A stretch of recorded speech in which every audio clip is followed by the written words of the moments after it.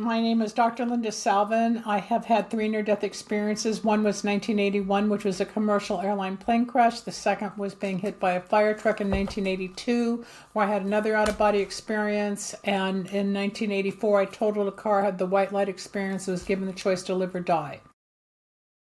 So each one took me to a different level. The first one, I was 27 years old. It was February 17th, 1981. I was on company business. I have a master's degree in public health epidemiology, and at the time I was working for an insurance company, and my partner and I had to fly out of Northern California near San Francisco to do some work, and then there were problems at the hospital that we were insuring and testing for ethylene oxide exposure. So we went back to the airport, and while we're sitting at the table in the coffee shop, I looked out at the plane sitting there, and I said, doesn't it look like it's going to crack there?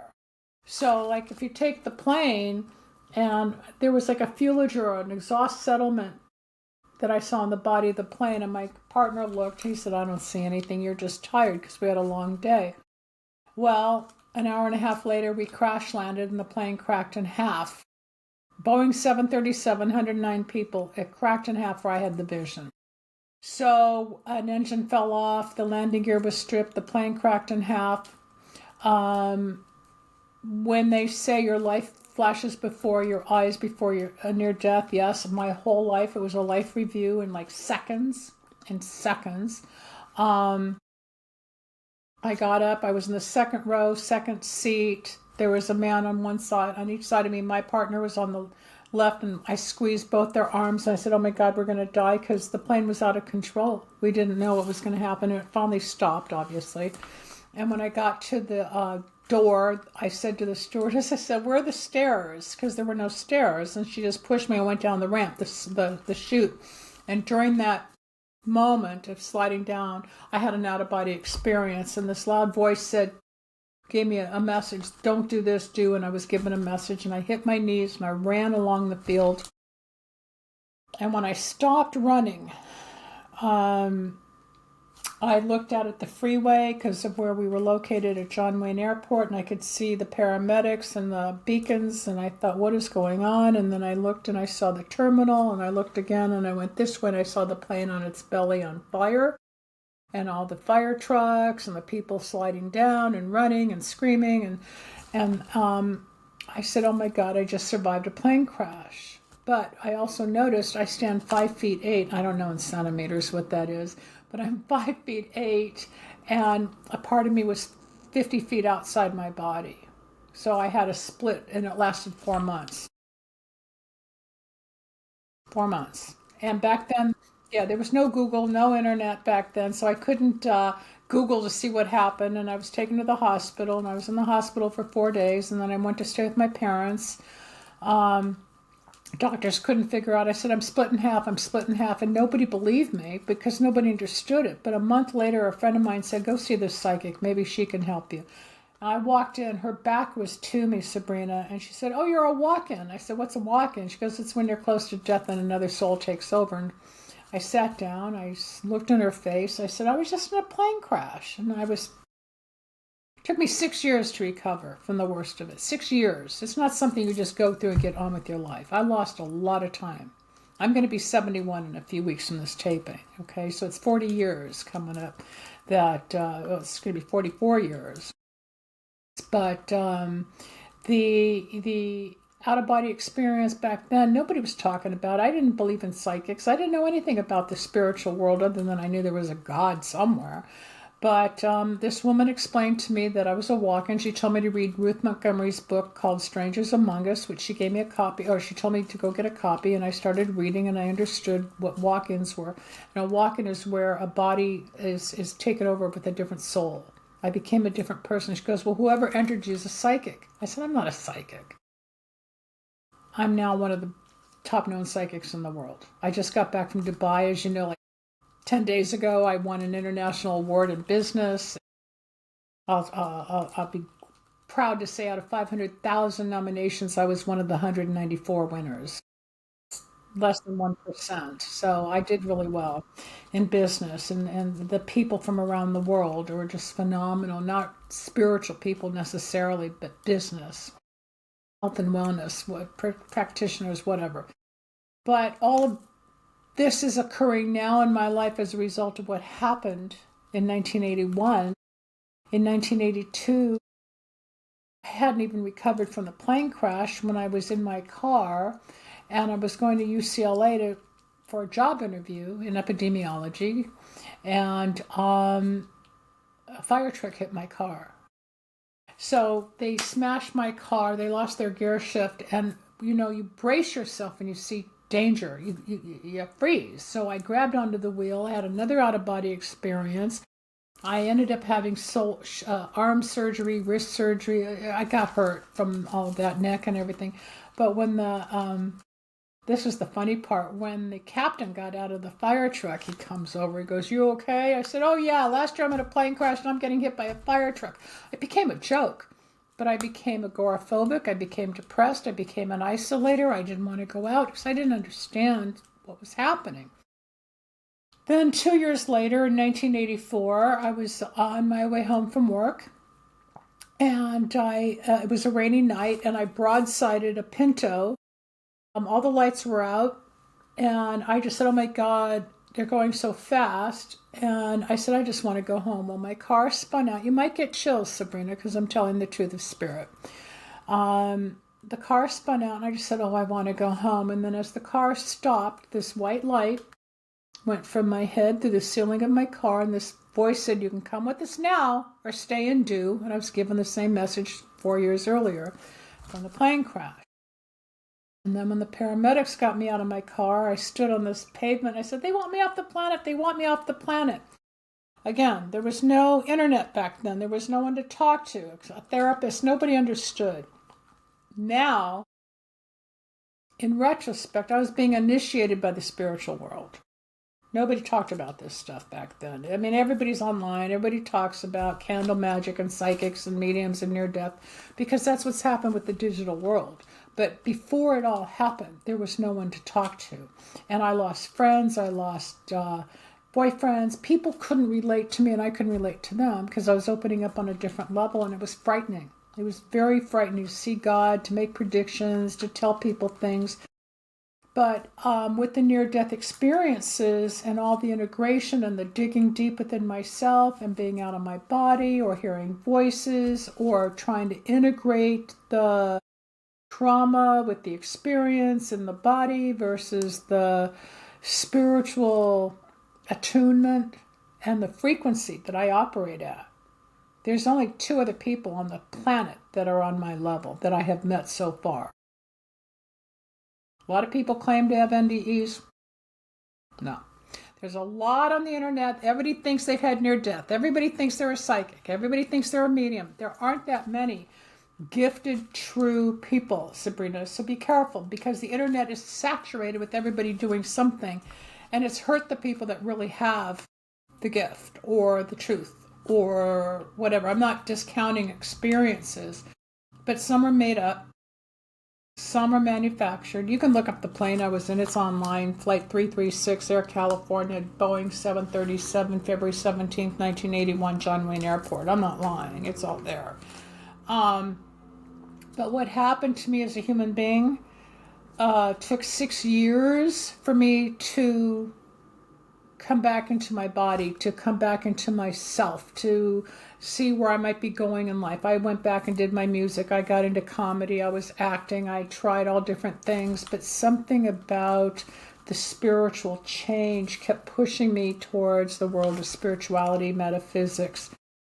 For those that don't know my story, I have a master's degree in public health epidemiology, the big word since the pandemic, right? I got that from the University of Michigan in 1977. I got a bachelor's in health education from San Francisco State in 1975. Fast forward, in 2008, I got my PhD in metaphysics because between 1977 and 2008, all these things happened. I was 4 years out of graduate school when the plane crash hit. Could not go back to public health. Tried everything, trying to figure out where do I belong. And I would just follow the universe. It's like, okay, God, what do you want me to do? Well, it led me into TV and radio to help people, to teach people. So I was the #1 radio psychic in 1994. But before that, I was in an infomercial called Psychic Friends Network with Dionne Warwick and other celebrities, and we're on TV doing the psychic line. Before the internet, there was a 900 line. So I was in that infomercial. It's all online. So it was the evolution, but then I got on radio, and then I was the first radio psychic, and then after about 6 months, 4 or 6 months of that program, they had to stop it on that station, which is called KBIG 104 FM here in Los Angeles, and the program director, creative director, said, "You're too good to not be on radio. Let me teach you how to do your own show." So I learned how to broker time, and I started 1 hour a week, and then I got into another station, was 2 hours a week, and ended up in 10 hours a week, and ended up on 400 markets around the country for 18 years. 18 years. But during that time, a near-death experience, plural, from the plane crash, the fire truck, and then totaling the car, opened me up into all these other areas spiritually, communicating with life on the other side, seeing people's lives, becoming the psychic. Then in 1991, 10 years later, I had an emergency hysterectomy, and I said to the doctor, he said, "You're going to need surgery." I said, "I'm not going to be a statistic." And he goes, "Well, you have a choice. You can be a statistic above ground or below ground." I was dying. I was hemorrhaging. I was dying. So once I had the surgery, I became a healer. I got this award for my healing abilities. I do things doctors don't do. I'm not bragging. It's just I have a gift. They, Spirit, gave me a gift. It's all part of the near-death change. And then I healed people, and then in 1996 I had 100 tumors removed from my hips and thighs. From healing everybody, I put the energy back into my body, and I had developed a bunch of tumors. And after I had that surgery, Sabrina, I started channeling the dead people, so I became a medium. So the near-death experiences, the plane crash, the fire truck, and totaling the car opened me up psychically, spiritually. What's God? Who's God? How do you find God? Where am I going? What's life all about? Losing friends, boyfriends, all of it. And redirecting, then getting into TV and radio, and then getting more gifts to heal with my hands, to help people. I have testimonies that are coming out in my book. I took a girl that had 26 personalities, and I put it back into one just by healing her. And then the mediumship started. A guy came to my apartment 2 weeks after my surgery, and he said, "Well, my wife died. Can you tell me about her?" I said, "No, I don't do that." And all of a sudden I started channeling. So I called somebody who was in the field. She goes, "Well, welcome to the world of transmediumship." And I was a medium for 22 years. I officially retired from talking to the dead people in 2018. This is now 2024. The end of 2024. So I got away from it because after a while the paranormal and the near-death and the other side and the entities and helping people, it's draining. There's a very dark side to it. There's a very wonderful proof that there's real levels and frequencies and dimensions of life that I've learned, I've walked through, I've experienced, all because you asked how this changed my life. It opened doors to a world I never would have dreamed. I'm a scientist. I was doing cancer research. I was preventing diseases in the workplace, Then I got into the spiritual world. Then I got real deep into the spiritual world to the point I had to get out of some of it because it's got to be too dark, or my face changed, or my weight went up, or my relationships changed, because there's a part of the not metaphysics, but the occult or the paranormal that a lot of people think is just fun. It can be dangerous. I do the Ouija board. I can talk to my mother and a couple of people that were rock stars that I grew up with. I know how to manage it. A lot of people just have fun with it. They do get hurt. They don't know how to work a spirit. There's a balance.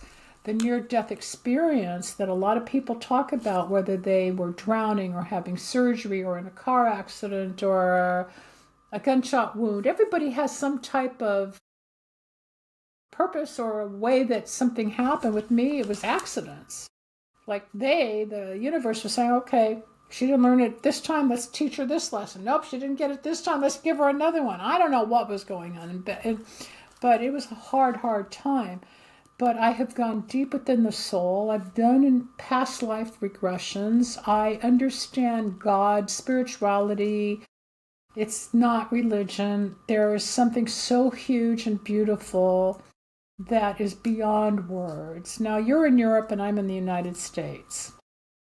2 weeks ago, I was in Istanbul. And I went to the Blue Mosque, and I went to St. Sophia, and it goes back to the Byzantine era of Jesus and emperors and sultans and things you don't talk about today, but the history is all there from the Roman Empire, which I'm sure you see in Budapest or in the Netherlands, because you're in that culture, which we don't have here in the States, because we're only a couple hundred years old, right? So it's interesting to go back into time to see the history and feel the presence of God and spirituality and the angels and the symbols. And it's all part of the same thing. Have we been here before? How can we know this? Are we just reincarnated? Was I supposed to have near-death experiences? Who knows? I don't analyze it as much anymore. 30 years ago, 40 years ago, I did, because I didn't understand. How it changed me? It gave me a new career. It gave me a new purpose. It gave me a new sense of existence. I have helped thousands of people with over 30 years on the radio, internet. I have my own radio station on my website. People can listen to old shows. I do candle magic. I help people get married, stay out of jail, win lawsuits, find the love of their life, heal from problems that some of the doctors couldn't heal. I have been given a gift, all because of the near death.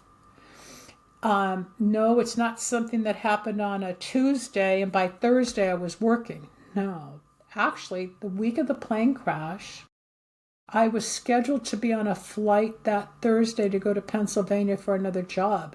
And I remember being in the hospital. My dad said, "Get out of bed. You're going to go back to work." I said, "Like hell I am." The fear, the anxiety, the stress, the voices, the walk-in. I said, "No, I'm split in half. I can't." Nobody could see what I felt. Spirituality is real. The soul can separate from the body. A new soul can enter and take over. It took the 6 years for me to become the new entity with this gift of psychic, which I ran from for 12 years. I did not want it. I didn't understand it. I was embarrassed by it. I was scared of it. Again, I'm going to remind you, this is pre-internet. Okay, internet maybe came in 96, so yeah, I think this is like by 89. I was doing music, then I got sick, then I had the hysterectomy in 91. Still no internet. So I was psychic and then a healer, but by the time I became the medium, it was just starting. Okay, so I'm older than everybody, or most people. I'm probably old enough to be your mom or your grandmother. That's the joke now, because I'm the older one now. But coming up, it was hard because nobody was there to relate to, and you couldn't Google or get online and Zoom and this and that. Thank God for technology today to help everybody connect and hear and listen and identify. You found me from another show. She found me from another show. That's the beauty of the connection today. But think when you didn't have it. And I was out there all by myself. I had nowhere to go, no one to talk to, no one to help me. They thought I was nuts. I did too. Because I didn't understand. So I had to figure it out on my own and walk through it. And one day I just said, "Okay, God, what do you want me to do?" And it all started to open up because I had to go to God. And the near-death experience, well, like the white light, there's a God, there's a spirituality. We are chosen to redo our lives or help other people. It's mostly about being a service more than the money. It's more about helping others to open their eyes and embrace the light, the universe, what goes on. The stars, the planets, the moon. I want to recite a poem that I've said on my show for 30 years, and it's on my website. It's a Sanskrit poem, if you don't mind. It'll take me 30 seconds. But it's how I learned to see God, not just, okay, I'm Jewish, so it's not just Moses or the everlasting light in a temple or Jesus. And I had a Christ awakening after the accident. This cross came out of the closet and hit me in the forehead. I thought, oh my God, now I'm a Jew for Jesus. I didn't know what was going on. All these weird things were happening. But the poem It's called God, Are You Real? Think of a child saying, God, are you real? And the child whispered, God, speak to me. And a meadowlark sang, but the child did not hear. So the child said, God, speak to me. And a star shone brightly, but the child did not see. So the child said, God, speak to me. And the thunder rolled across the sky, but the child did not listen. So the child said, show me a miracle. And a child was born, but the child did not know. So the child yelled, touch me, God, show me you're real. Whereupon God reached down and touched the child, but the child brushed the butterfly away and walked away unknowingly. So what I've learned, Sabrina, which is what I've been teaching for over 30 years, is for people to see the magic of the universe. Not just religion, which is man-made, and we get guilty and crazy and we have our cultures, we have our religions, we have our beliefs, we have our politics, but all of us have a soul. All of us have a spirit. Some are evolved, some are not. Some are fake, some are mean, some are tragic, some are terrorists. We know that there's a commodity of beings. Will we ever have peace on earth? Maybe. Got to have peace here. My job has become to help others find peace within themselves. I can't fix the world. But if we fix ourselves spiritually, one person at a time, it becomes the collective, and we help each other. Just like interacting online, we start networking with each other. So to answer your question, how it changed me, changed my whole life. I always thought I'd be married, have a couple kids, or be a singer-songwriter, do all sorts of things. I never thought I'd be a psychic. I never thought I'd be a healer. I never thought I'd be a medium. Never thought I'd be a talk show host. Never thought I'd be on TV. Never thought I'd be doing all these podcasts or winning awards. You know, if you just let go and let God, like they say, the universe will teach and provide in ways we think with free will. But our will and God's will are two totally different existences. And that's all I can really tell you. It changed me. It took years, not months, years. So from 27 to 37 was really bumpy. I got into radio at 40. I'm known around the world and I'm turning 71. Life goes on. A psychic sees, predicts, is clairvoyant, clairsentient, clairaudient, and I can make predictions or give guidance or whatever. A medium is communicating with the dead, going through that other barrier. The healer, I do metaphysical healing where I put people under like a meditation and I withdraw negative emotions, pain, grief, guilt, shame, if they've been abused, molested, raped, whatever, anger, from the liver, kidney, spleen, bladder, breast, ears, eyes, nose, whatever. And I put them in 7 days. They go through a healing and they're at peace. Psychic, I still do. Spiritual, I still do. But mediumship, I do it. It comes in without me preparing sometimes, and I'll just push people away because I don't want it. I turn it off.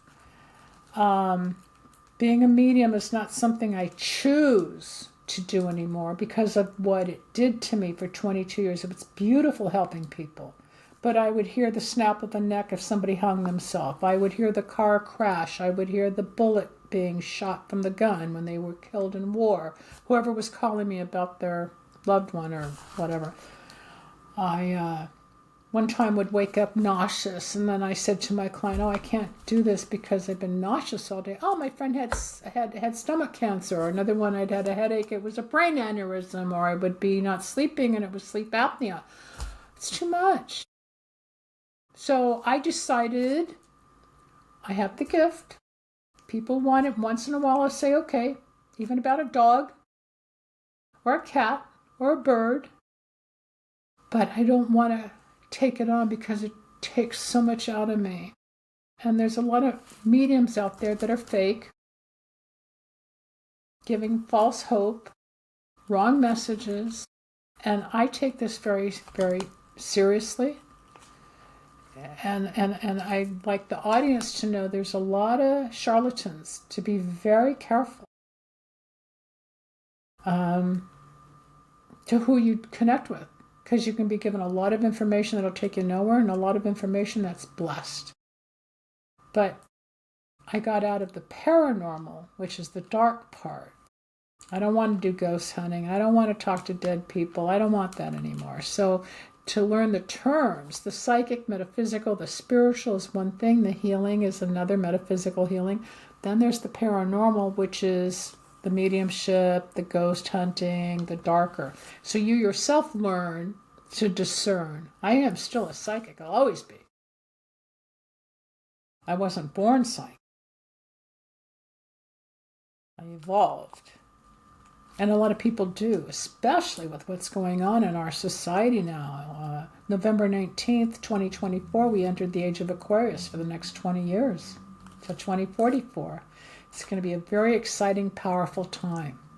Creatively, spiritually, coming together, success, love. It's been bumpy the last 12, 15 years. Now it's going to calm down again. So we're going through a change. It's beautiful, really. So just so that you know the difference in terms. Yeah, absolutely. No, I really appreciate it. Linda, it was so wonderful hearing your story and, you know, how you got to embrace these gifts. And I think it's so wonderful that you were one of the pioneers of, you know, psychics on TV and on radio and getting this to be talked about and what it is. I think it's so beautiful. So you've done so much for that. For people that want to connect with you, that are interested in your work, how can they find you? My website, lindasalvin.com, like my name says on the screen here, lindasalvin.com, and on YouTube, I'm Dr. Linda Salvin. Instagram, I'm Psychic Linda PhD. TikTok, Psychic Linda PhD. X, former Twitter, it's all Psychic Linda PhD. I'm just starting to build the online presence, but lindasalvin.com is the primary. My radio station, my candle line, the product services, booking appointments, phone numbers, all that. And the candles. I'm pleased. Anytime, just keep in touch with me, Sabrina, and then let me know and I'll send it out to my list as well. And when I get back on the air, I'll bring you on too. Why